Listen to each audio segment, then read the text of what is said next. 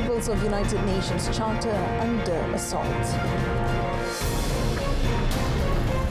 Iran denies any meeting with the US next week.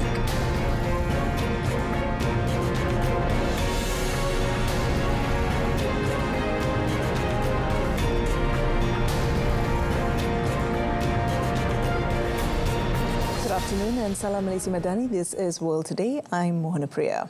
All leaders in the country are advised not to politicize Islam for personal gain. His Majesty Sultan Ibrahim, King of Malaysia, stated that Islamic preaching platforms should not be misused to promote partisan political agendas. In a royal address in conjunction with the national level Ma'al Hijrah celebration, His Majesty expressed concern over the tendency of certain parties to manipulate religion for specific interests. Janganlah ada pihak yang menunggang agama untuk kepentingan parti politik mereka atau sebarkan fitnah yang kebencian yang akan memecah belahkan masyarakat. Menganut agama yang Sultan Ibrahim also urged all parties to respect the federal constitution and not to incite hostility to an extent of jeopardizing the national security. Prime Minister Datuk Seri Anwar Ibrahim hopes the Ma'al Hijrah 1447 Hijrah celebration will mark the beginning of a more meaningful and blessed chapter in life. Datuk Seri Anwar said the new Hijrah year carries a call to build a prosperous, inclusive and virtuous MADANI society rooted in Islamic values. In a post on his Facebook page, Datuk Seri Anwar said Hijrah is not merely a physical migration but a process of renewal. He also called on Malaysians to continue moving forward with knowledge, integrity and a spirit of unity. Echoing the same sentiment, Communications Minister Datuk Fahmi Fadil called for Muslims in the country to make the Ma'al Hijrah celebration as a starting point to move towards a better life. He said the new year also needs to be accompanied by repentance and resolve to strengthen faith and practice. This year's Ma'al Hijrah celebration carries the theme Membangun Ummah Madani, emphasizing the importance of Muslims taking lessons from the event of Hijrah in building an inclusive and gracious society. United Nations Secretary-General Antonio Guterres has warned that the UN Charter was under assault like never before as the 193-member world body marked the 80th anniversary of the signing of its founding document. Today we see assaults on the purposes and principles of the UN Charter like never before. The threat and use of force against sovereign nations, the violation of international law, including international humanitarian law and international human rights law, the targeting of civilians and civilian infrastructure, the weaponization of food and water, the erosion of human rights. Countries regularly accuse each other of breaching the Charter, but few face concrete consequences. In recent years, Russia and Israel have been called out by the General Assembly for violating the Charter with their wars in Ukraine and the Gaza Strip, respectively. The United Nations was born out of the end of the World War II, and the Charter was signed in San Francisco by an initial 50 states on the 26th of June 1945. It came into force 4 months later with the aim of saving succeeding generations from war and upholding human dignity and the equal rights of men and women and of nations large and small. Iran has denied it is set to resume nuclear talks with the United States after the end of a 12-day war with Israel. It also accused Washington of exaggerating the impact of U.S. airstrikes. The most serious conflict between Israel and Iran derailed nuclear talks between Iran and the US, but President Donald Trump said Washington would hold discussions with Tehran next week, with his special envoy, Steve Witkoff, expressing hope for a comprehensive peace agreement. However, Iran's Foreign Minister Abbas Araghchi shut down what he said was speculation that Tehran would come to the table. He noted that no agreement nor plan has been made to start new negotiations. Araghchi's denial came after Supreme Leader Ali Khamenei accused Trump of exaggerating the impact of US strikes on Iranian nuclear sites. In a televised speech, his first appearance since a ceasefire in the war with Israel, Khamenei hailed what he described as Iran's victory over Israel, vowed never to yield to US pressure, and insisted that Washington had been dealt a humiliating slap. He said the strikes had done nothing significant to Iran's nuclear infrastructure. Araghchi, for his part, called the damage serious and said a detailed assessment was underway. Spanish Prime Minister Pedro Sanchez has become the most prominent European leader to describe the situation in Gaza as a genocide, as rescuers in the war-ravaged Palestinian territory said Israeli forces killed at least 65 people. Israel began allowing supplies to trickle in at the end of May following a blockade of more than 2 months, but distribution has been marred by chaotic scenes and near daily reports of Israeli forces firing on those waiting to collect rations. Israel is also still pressing its bombardment of the territory. Sanchez said Gaza is in catastrophic situation of genocide and urged the European Union to immediately suspend its cooperation deal with Israel. The comments represent the strongest condemnation to date by the Spanish premier, an outspoken critic of Israel's offensive who is one of the first European leaders to use the term genocide to describe the situation in Gaza. Sanchez mentioned an EU report which found indications Israel was breaching its human rights obligations under the cooperation deal, which forms the basis for trade ties. Meanwhile, the director of medical supplies in Gaza's civil defense agency, Mohammed al-Mukhair, said at least 65 people had been killed by Israeli forces in the territory yesterday. Several Palestinians were reportedly shot near the Netzarim corridor in central Gaza, where Palestinians gather each night for rations.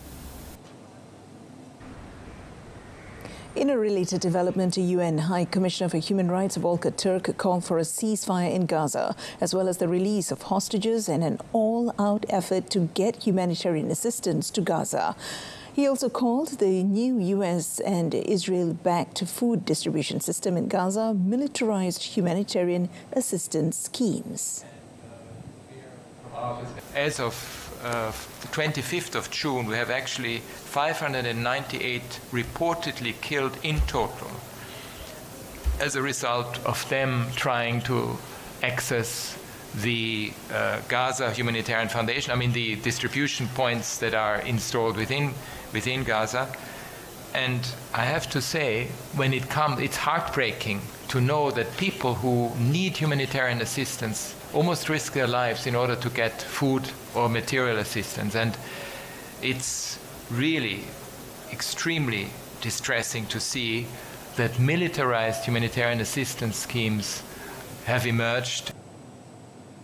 The Gaza Humanitarian Foundation began handing out food in Gaza on the 26th of May, but the United Nations and major aid groups have refused to cooperate with the charity, an officially private effort with opaque funding over concerns it was designed to cater to Israeli military objectives.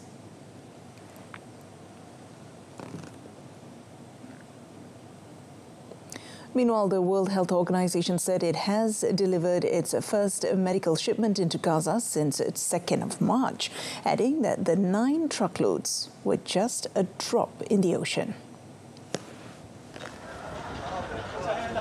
WHO Chief Tedros Adhanom Ghebreyesus said the shipment of supplies, plasma and blood will be distributed among hospitals in the Palestinian territory in the coming days.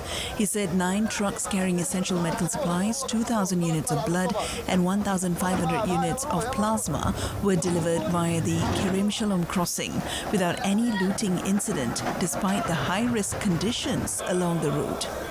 The blood and plasma were delivered to Nasir Medical Complex Cold Storage Unit for onward distribution to hospitals facing critical shortages, amid a growing influx of injuries, many linked to incidents at food distribution sites. Tedros said 4 WHO trucks are still at Kerem Shalom and more are on their way towards Gaza. However, he noted that these medical supplies are only a drop in the ocean, stressing that aid at scale is essential to save lives. He said the WHO calls for the immediate, unimpeded and sustained delivery of health aid into Gaza through all possible routes. Last week, the WHO said only 17 of Gaza's 36 hospitals were minimally to partially functional, with the rest unable to function at all. Elsewhere, the EU's 27 leaders have agreed to extend sanctions on Russia for another 6 months, resolving fears that Kremlin-friendly Hungary would let the measures lapse. The decision at a summit in Brussels means that the EU's sweeping sanctions over the war in Ukraine, including the freezing of more than 200 billion euros in Russian central bank assets, will remain in force until at least early 2026. It comes after officials said they were preparing contingency plans to keep the bloc's economic punishment on Moscow in place should Hungarian leader Viktor Orbán refuse to budge. We are keeping up the pressure on Russia, and we have adopted 17 packages of sanctions. And the work to deliver a new one, powerful package, is well underway.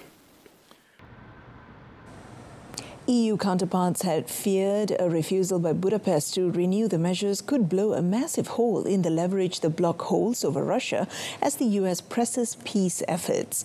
Orbán took the decision to the wire to the last time the sanctions, which need to be extended every 6 months, came up for renewal in January.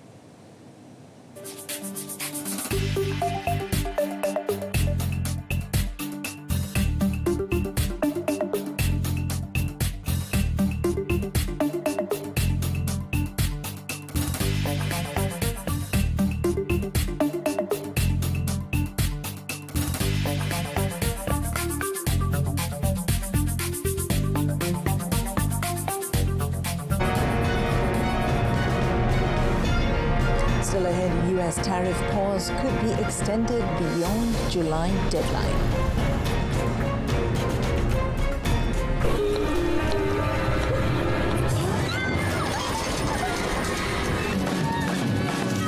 Peralatan elektrik 5 bintang memberikan perkhidmatan 5 bintang.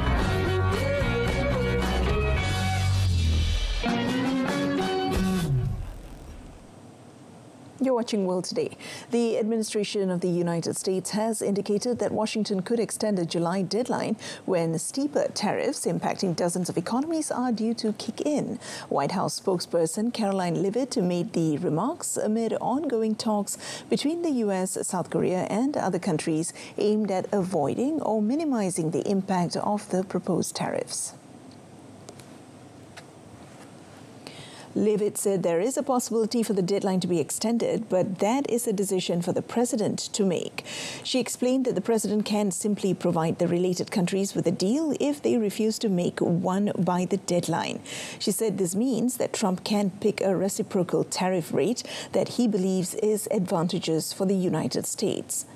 On the progress of trade negotiations, Leavitt informed that U.S. Trade Representative Jamieson Greer is working very hard and has had good and productive discussions with many of the key trading partners. The suspension, which includes 25% duties on South Korean goods, is set to expire on the 9th of July. The tariffs officially took effect on 9th April, but were immediately paused for 90 days to allow for negotiations. And on a related note, the U.S. has reached an agreement with China on how to expedite rare earth shipments to the U.S. amid efforts to end a trade war between the world's biggest economies. President Donald Trump earlier said the U.S. had signed a deal with China on Wednesday without providing additional details. During U.S.-China trade talks in May in Geneva, Beijing committed to removing non-tariff countermeasures imposed against the U.S. since April 2nd, though it was unclear how some of those measures would be walked back. A White House official said the administration in China agreed to an additional understanding for a framework to implement the Geneva Agreement. The understanding is about the measure to expedite rare earth shipments to the U.S. While the agreement shows potential progress following months of trade uncertainty and disruption since Trump took office in January, it also underscores the long road ahead to a final, definitive trade deal between the two economic rivals. According to an industry source, China has been taking its dual-use restrictions on rare earths very seriously and has been vetting buyers to ensure that the materials are not diverted to U.S. military users. The source explained that this has slowed down the licensing process for export. Meanwhile, European Commission President Ursula von der Leyen said the EU had received the latest US document for further negotiations on the tariffs. The president stated she is analyzing the latest negotiating document received yesterday. I briefed leaders on the current state of play in our trade talks with the United States. President Trump and I had a good discussion at the G7 summit in Canada. Back then, we agreed to speed up the work with a clear goal, an agreement before the 9th of July. We are assessing it as we speak right now. So our message today is clear. We are ready for a deal. At the same time, we are preparing for the possibility that no satisfactory agreement is reached. This is why we consulted on a rebalancing list, and we will defend the European interest as needed. In short, all options remain on the table. She said this to reporters following an EU summit in Brussels. At the summit, EU leaders were presented with the outline of the new proposal from the US by von der Leyen. The Commission is responsible for trade on behalf of the EU's 27 member states, but wanted a steer on how to approach the economically critical talks with the White House. Trump has threatened to impose 50% tariffs on all EU goods from the 9th of July unless the two sides reach a deal. Malaysia and Bangladesh are enhancing bilateral cultural cooperation to strengthen people-to-people ties, which serve as the cornerstone of their multicultural relationship. The High Commissioner of Bangladesh to Malaysia, Mad Shamin Ahsan, said the initiative aims to foster greater mutual understanding between the two nations. I think culture, festivities, any kind of cultural activity can be a very important and effective tool to connect two communities. Bangladesh and Malaysia enjoy extremely cordial bilateral relations. We have similarities in many respects, including our dietary habit, race, and other things. He was speaking after officiating the Bangladesh Festival in Kuala Lumpur, organized by the High Commissioner of Bangladesh in Malaysia as a celebration of culture, friendship and unity. Meanwhile, the Secretary General of the Ministry of Tourism, Arts and Culture, Dato' Shaharuddin Abu Sohot, said the event reflected the strong ties between the two countries and fostered deeper engagement and understanding. He noted that culture and diversity play a vital role in building peace and promoting friendship and inclusion. At least 29 students taking their high school exams in the Central African Republic died in a stampede sparked by an exploding power transformer. Just over 5,300 pupils were sitting the second day of the baccalaureate exams at the time of the explosion in Bangui, the capital of the deeply poor nation. In the ensuing panic, supervisors and students tried to flee, some jumping from the first floor of the school. The injured were transported by ambulances on the back of pickup trucks or by motorbike taxis. President Faustin Archange Touadera, who was attending a summit in the Javi Vaccine Alliance in Brussels, announced 3 days of national mourning. A health ministry source said the hospitals were overwhelmed by people to the point of obstructing caregivers and ambulances. UN peacekeepers, police and other security were seen around the Barthelemy Buganda High School and hospitals. The Education Ministry said in a statement that measures will be taken to quickly shed light on the circumstances of the incident. The ministry added that a further statement would follow regarding a date for the students to resume their exam program. Elsewhere, a violent forest fire devastated several seaside towns east of Athens, damaging homes and prompting dozens of evacuations in a popular destination for Greek and foreign tourists. The fire broke near the towns of Palaia, Phokaia and Timari, around 50 kilometers east of Athens, and forced the evacuation of 5 villages. It comes on the heels of another fire on the island of Chios, which, as of Wednesday, had destroyed more than 4,000 hectares of land in 4 days. A fire service spokesman said ground and aerial forces are waging an enormous battle against the flames. Around 130 firefighters as well as volunteers are fighting the blaze, with around a dozen planes and helicopters deployed.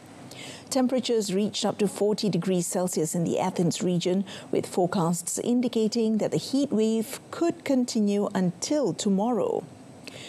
Greece has become particularly vulnerable in recent years to fires in summer, fueled by strong winds, drought, and high temperatures linked to climate change. For the first time, an Indian, a Hungarian and a Pole have reached the International Space Station, ISS. According to the U.S. space agency NASA, a Crew Dragon capsule carrying the 3 astronauts and former NASA astronaut Peggy Whitson docked at the ISS.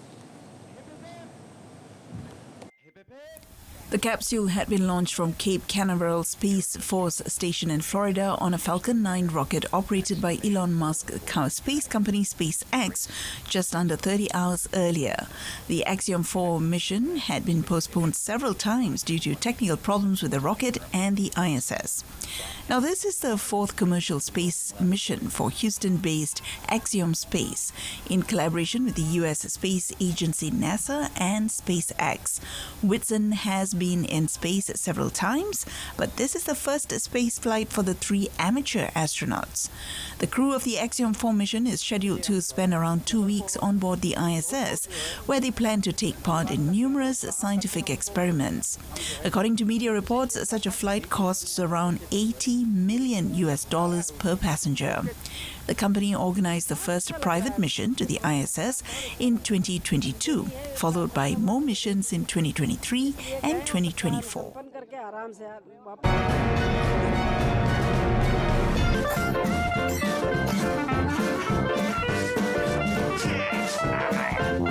Bersihkan penapis penghawa dingin dan tetapkan 24 darjah Celsius untuk lebih jimat.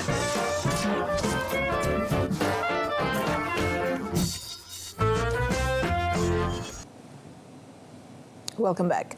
Manchester City turned on the style to seal top spot in Group G at the Club World Cup with an emphatic 5-2 win over Juventus. Now, the 3rd straight victory for Pep Guardiola's side increases the chances of City avoiding a meeting with Real Madrid in the last 16. Cristiano Ronaldo inked a 2-year extension with Saudi Arabia's Al Nassr following months of speculation over which team he would sign for next season. Minutes before the official confirmation by the club, the team posted a teaser video with the 40-year-old Ronaldo walking along a beachfront and saying, "Al Nassr forever." The Portuguese superstar arrived in 2023 in the kingdom to play with the club, heralding a rush of players in the latter stages of their careers to the oil-rich country. Last month, Ronaldo posted, "This chapter is over," hours after the Saudi Pro League wrapped up with Al Nassr finishing third and trophyless once again. Although Ronaldo was the Pro League's top scorer with 25 goals, he has been unable to win a Saudi or continental trophy with Al Nassr, who lost in the Asian Champions League semi-finals last month. Last year, the five-time Ballon d'Or winner said he could end his career with Al Nassr, the Riyadh team favoured by a number of Saudi royals. Saudi Arabia has shaken up the football world by spending heavily on stars from Europe, starting with Ronaldo's move in late 2022, and the desert nation will host the World Cup in 2034. And in tennis, Taylor Fritz enjoyed 2 wins in one day as the world number 5 beat Joao Fonseca and Marcos Giron to move closer to a 4th Eastbourne title. Fritz's second-round clash with rising Brazilian star Fonseca was suspended at 1-set-all due to bad light on Wednesday. Defending champion Fritz took the first set 6-3, but the 18-year-old Fonseca, ranked 57th, hit back to win the second 7-6. When play resumed on Thursday morning, Fritz won the deciding set 7-5 to reach the last 8. The 27-year-old, who won the grass court tournament in Stuttgart earlier in June, returned to court just hours later and was pushed to the brink by fellow American Giron. Top-seeded Fritz eventually prevailed against world number 46, winning 7-5, 4-6, 7-5 to book a semi-final date with Spain's Alejandro Davidovich Fokina tonight. 7-5. And that's it for World Today. In our top story, principles of United Nations Charter under assault. Tune in to Malaysia Tonight, coming up at 8:30 p.m. on TV1 and Saluran and Berita RTM. Till then, I'm Mohammed Ria, Malaysia MADANI, Rakyat Disantuni. Thank you for your company.